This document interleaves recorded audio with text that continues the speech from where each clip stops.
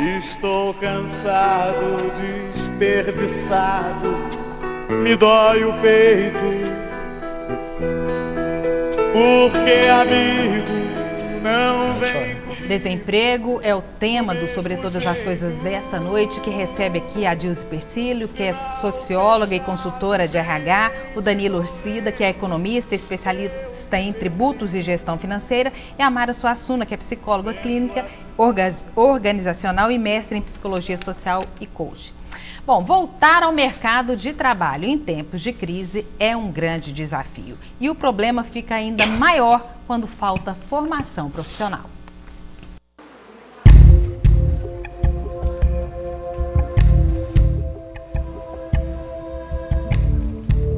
Segundo os economistas, por causa da queda no nível de atividade econômica no país, a taxa de desemprego de 2016 será maior do que a do ano passado. E a expectativa, de acordo com eles, não é positiva. O músico Fabrício Costa sabe que entrar no mercado de trabalho não é fácil, mas veio em busca de um emprego fixo. A gente dá com alguns serviços menores, mas a gente tem que procurar mais os fixos, né? Em tempos de crise, Antônio já está nessa busca há 3 meses.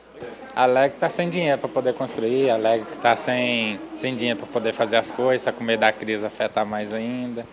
Aí por isso que não está podendo dar serviço para muita gente. Glauber está desempregado há 2 anos e sabe da dificuldade em conseguir um trabalho. Cada vez mais quer aumentar por causa de pegar pessoas mais qualificadas, mas não tem a remuneração para dar adequada para cada funcionário que merece. Você está nessa procura de um novo emprego há quanto tempo? Há quase 2 anos. 2 anos em busca de um emprego. Por enquanto? Nada.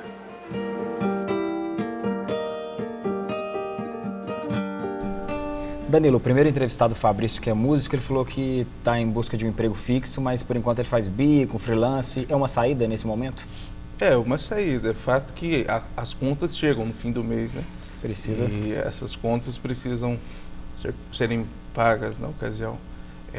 Foi colocada até por você a questão do empreendedorismo em tempos de crise. Sim. É fato que existe um ditado que diz que enquanto muitos choram, outros vendem lenço, né? É fato que oportunidades no mercado também existem, tentando trazer até uma perspectiva mais positiva. Numa ocasião, por exemplo, de uma demissão, muitas vezes esse desempregado vê ali numa condição de conseguir levantar um dinheiro do seu FGTS, acaba tendo uma condição de desenvolver um próprio negócio, aproveitando a expertise de um trabalho que ele já desenvolve, a experiência dentro de uma empresa e quem sabe não seja oportunidade sim de desenvolver um negócio, né? Agora eu insisto que eu não sou adepto à ideia de deslocar para a figura do cidadão esse encargo, né, do empreendedorismo. Eu insisto que o papel importante dentro de todo esse fluxo, né, de fomentar, de criar políticas de incentivo, acesso a crédito, a um crédito barato, ou seja, criar ambientação de negócios, insisto na importância do governo dentro desse cenário. Mara, mas também é um momento de se dar uma chacoalhada aí, de mexer. Momentos de crise acabam criando outros espaços, né, para as pessoas. Isso, como ele colocou, eu acho que o si no nosso país é uma palavrinha que não cabe. O que eu tenho visto, e você tinha colocado anteriormente, Suzete, as pessoas buscaram a capacitação, não é isso? Eu dou aula em MBAs e as salas são lotadas de alunos. E a gente vê o aluno terminar o MBA e não conseguir se colocar. Então eu digo o seguinte, que esse momento é um momento, não é tanto de buscar competência técnica, porque tem muita gente competente tecnicamente no mercado. Esse momento é um momento de buscar você revigorar as suas competências humanas. Ou seja, a gente está precisando de uma dose de persistência, a gente está realmente precisando ir buscar o emprego ou buscar condições de exercer, né, a minha condição de empregabilidade. Então, o que a gente vê é que nesse momento é o momento de se reinventar mesmo, né? Eu tenho visto pessoas, famílias, que o marido foi demitido, a mulher foi demitida, e eles se reinventaram, buscaram uma alternativa. Então, se de repente eu também ficar esperando, né, que o governo faça o seu papel, talvez eu morra de fome. né? Porque é o que a gente tem assistido aí. Agora, o que as pessoas têm buscado? Dentro das suas possibilidades, tentar buscar o sustento da família. Então, é momento de erguer a cabeça, de você buscar os seus talentos, que muitas vezes estão adormecidos, transformar esses talentos em valores que agreguem renda e, principalmente, saber que a gente vive num país maravilhoso. O brasileiro é um povo, né, guerreiro, só que agora a gente vai, mais do que nunca, ser exigido para ir à luta para poder sobreviver. Fernanda, antes de você colocar a participação do telespectador, tem uma coisa interessante que você falou. Tem muita gente que, mesmo no período de bonança, acabava usando o bico para uma complementação de renda. E hoje esse bico passou a ser a fonte de renda, muitas vezes não só daquele estudante que vende um chocolate na universidade, um bombom para acabar de custear os seus estudos, ou aquela família que faz um churrasquinho no final do dia, numa praça, para complementar a sua renda. Mas isso passou a ser a fonte de renda dessas pessoas. E é interessante porque uma coisa que tem sido muito exercitada nesse momento é a questão da humildade. Né? As pessoas agora elas estão tendo que ser humildes, ou seja, se adequar a esse novo momento. Deus sabe, a gente trabalha, né, nessa área de seleção. Às vezes você faz uma proposta, né, em termos de valor de salário, a pessoa coloca uma pretensão salarial X e quando você oferece para ela, olha, mas a empresa paga X menos X menos X menos X, e ela fala, não, eu aceito. Né? Então, você vê pessoas que hoje estão se submetendo, né, trabalhando em funções que ela jamais imaginou. E a gente vê isso, né, Dilson? Pessoas com uma formação maravilhosa que estão em postos de trabalho, né? Não estou desqualificando nenhum status profissional, mas que estão se submetendo a trabalhar por um salário inferior, num cargo, numa função, né, que ela jamais imaginou na vida dela, mas ela está se submetendo para poder garantir a alimentação. Nesse caso, muitas empresas também não aproveitam esse momento de crise para oferecer também esse baixo salário, sabendo que a procura e a demanda mesmo de emprego está tão baixa. O que a gente tem visto é isso, a empresa, ela demite o funcionário, né? Ela demite, de repente, um funcionário que ele vai agregando, né, no decorrer da sua vida um valor, né, de salário, de remuneração mais alto, e aí, de repente, aquele funcionário passa a ser caro. Então, vamos demitir e contratar um que, de repente, eu vou pagar menos, né? Então, nós temos visto isso no mercado, mas mais do que isso, não é só a questão da demissão, né? Ao mesmo tempo que eu demito, eu pego uma pessoa só para assumir função de 5, 6. Então, isso gera o adoecimento no trabalho, é uma coisa que também preocupa, porque eu, para conter gastos na empresa, eu estou fazendo papel de 5, 6. E se eu quero garantir meu emprego, eu não tenho direito de falar nada. Eu tenho que submeter, né, e tocar para frente. Duas coisas que foram colocadas aqui, que a Suzete colocou, a questão do bico. Quando eu trabalho com executivos, com bastante experiência, com bastante know-how e que se vêem por algum motivo disponíveis no mercado de trabalho, eu digo o seguinte, eu gostaria que você investisse nas suas expertises como um freelance. Porque é melhor, quando vier uma oportunidade de trabalho, que você decida se você quer ser executivo ou um profissional liberal por opção e não por falta de opção. Então, eu acho que a primeira coisa são as pessoas pararem com essa ideia do bico. Porque quando a gente fala, né, o nosso cérebro é a gente que programa ele. E depende da forma como a gente fala. Então, se você falar assim, não, eu sou um consultor ou eu sou um freelance, é diferente de você falar, eu estou fazendo um bico.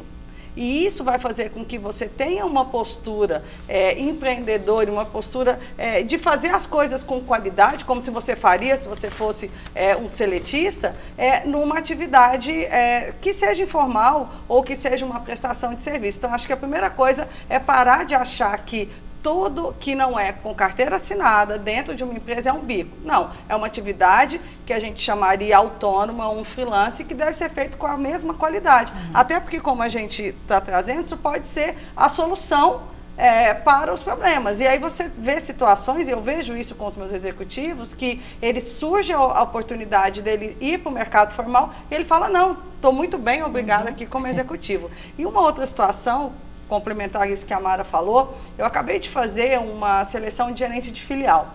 E eu comecei a receber os currículos. Recebemos 620 currículos por uma vaga que foi anunciada só nas redes sociais. Não fiz anúncio pago de forma nenhuma. Uma só vaga? Uma vaga. 620 no meu site só cadastrado, né? E aí eu fui pegando lá aquelas pessoas que tinham experiência e a vaga é entre 5 e 7 mil. E eu vi um monte de gente boa ali com salário 3,5, 4, né? E se eu fosse me guiar pelos salários, eu falava assim, esse povo não serve. Aí eu falei, não, vou chamar todo mundo que tem experiência, independente da pretensão que ele colocou. O que eu percebi? O executivo mentindo o salário que recebia com medo de não ser chamado, porque tinha um salário muito alto. Olha o tanto que a coisa está difícil. Para nós, selecionadores, está uma bênção. Por quê? Porque a gente tem muita gente boa, eu tinha que mandar 3 bons candidatos para o meu cliente, é uma empresa multinacional, e eu mandei 8. Isso porque eu peneirei muito.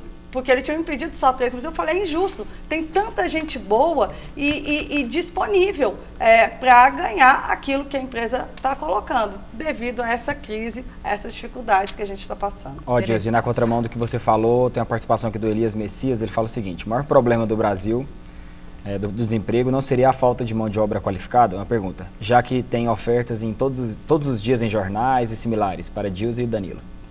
Posso começar? Claro. Ladies first. Eu acho que tem Elias, acho que tem uma questão assim complicada no que diz respeito ao que é qualificação. A gente nunca teve, e Mara está aqui para confirmar, a gente nunca teve tanta gente estudada num cargo, por exemplo, antigamente você ia fazer uma vaga de auxiliar administrativo, a pessoa não tinha nem graduação. Hoje você pega a gente com 2 pós-graduação. Né, pós-graduações.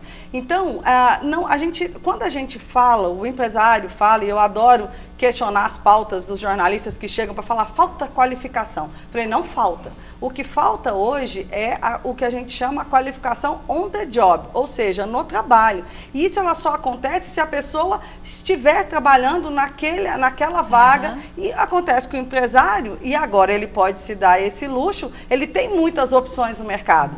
Então, não falta qualificação no que diz respeito a estudo. Talvez falte dar a oportunidade para alguém que não tem uma experiência específica naquele segmento ou naquela ferramenta, e aí sim o empresário está dando bobeira e perdendo um grande talento que tem as competências comportamentais, como a Mara disse. Pois é, Danilo, mas isso não é o quadro do nosso estágio anterior? Por exemplo, as pessoas investiam em qualificação, dificilmente uma pessoa saía da universidade sem vislumbrar uma pós, uma especialização, porque ele sabia que aquilo iria agregar não só conhecimento, como possibilidade de um salário maior, porque a gente tinha muita oferta de trabalho, né? Eu acredito que a qualificação ela é uma chave, para abrir portas, mas não é o sinônimo de empregabilidade, né? Não adianta aí você ter um pós-doutorado em determinada área se o cenário não tem favorecido para emprego. Parece ser uma opinião muito pessimista da minha parte, quando eu falo mal do governo, eu coloco em pauta essa situação, porque nós estamos diante, tecnicamente falando, de um cenário de recessão econômica. Vamos fazer uma análise técnica de setores. O setor automotivo. O setor automotivo hoje está aí diante de um programa nacional de manutenção de empregos, porque aqueles empregos do chão de fábrica, na verdade, estão todos numa situação de risco, né? Então o governo tem criado uma ambientação, uma estrutura para que não se tenha uma demissão em massa e não acelere esse processo aí de nível geral de desemprego. Porque desemprego é sinônimo de baixo consumo, né? E a gente acaba entrando num círculo vicioso. E o trabalho desse chão de massa, desse chão de fábrica, ele impacta naquele vendedor, por exemplo, da concessionária. Eu lembro, Mara não vai me deixar mentir, às vezes a gente fazia um processo seletivo para um consultor de vendas, né? Que nem se exigia experiência na área e a gente não achava. Às vezes tinha que ligar na concorrência e roubar esse funcionário. E hoje não. Hoje, se você anuncia uma vaga para vendedor de automóveis, chove um monte de gerente querendo ser vendedor, porque realmente houve uma retração forte no mercado. Só fechando a ideia, o setor farmacêutico, por exemplo, o setor industrial, passa por uma grande dificuldade, que foi o aumento do custo da tarifa de energia para o setor, né? O empresário, o industriário se viu aí diante de um cenário de aumento de custos. Então, muitas vezes parte para a solução nem sempre a melhor, mas a mais fácil, que é a redução de custos aí demitindo. Agora, fechando já também meu raciocínio dentro desse contexto um pouco mais macroeconômico, o Sistema S, por exemplo, responsável pelo treinamento, pela produção de mão de obra qualificada, principalmente para o chão de fábrica. O Sistema S estava até então diante de uma condição de perder um repasse milionário do compulsório que era repassado para o setor. Quando digo Sistema S, digo Senai, digo Sebrae, o sistema do SESI. São grandes formadores de mão de obra que, nesse cenário de redução de custos por parte do próprio governo federal, existia a possibilidade de redução de mais de 60 milhões para o sistema. Então, insisto, né, é fato que essa ambientação ela precisa ser o papel principal é do poder público no momento desse, né? A gente sabe. Mas eu admiro tanto a criatividade do povo. Vou falar do povo brasileiro, que é o nosso povo, né? A gente observa muito esses vendedores de sinaleiros, né? Essas pessoas que estão... A gente perdeu um pouquinho isso no tempo de bonança, né? E hoje a gente vê com uma quantidade muito maior desses profissionais. Mas tem uns que estão montando até loja. Eles colocam uma cordinha de uma árvore, de um poste ao outro, e ali eles expõem os seus produtos, né? E eu vejo famílias, o marido, a esposa, você vê que são pessoas até que não são pessoas que estavam na rua, eram trabalhadores, eu acredito que perderam o emprego, mas eles enfrentam sol, chuva, desconforto, violência, é uma realidade de quem está na rua, né? Nessa época de crise, esse comércio informal pode ser uma alternativa para os desempregados. Vamos conhecer uma história dessas. O Edilson é ambulante e recorreu à informalidade depois que perdeu o emprego de frentista de túnel. Ele começou vendendo churros, mas ampliou a variedade de produtos para atrair mais clientes. Fiquei desempregado, né, e aí parti para trabalhar de ambulante, né, que emprego é difícil, né, principalmente quem tem pouco estudo no Brasil hoje, né, é um pouco difícil de arrumar emprego, né. Assim como Edilson, muitos brasileiros procuram a informalidade para aumentar a renda da família.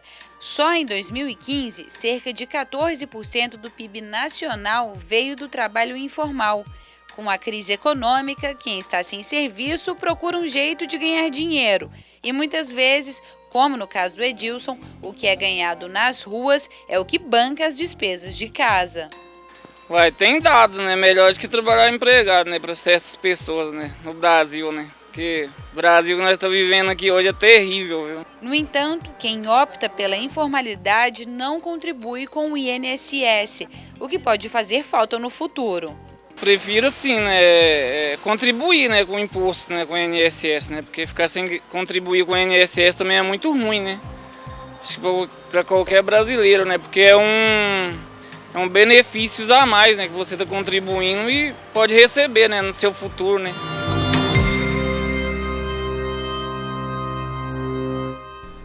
Danilo Edilson, tem os dois lados, né, a questão do INSS e a questão que não paga imposto, quem o ambulante.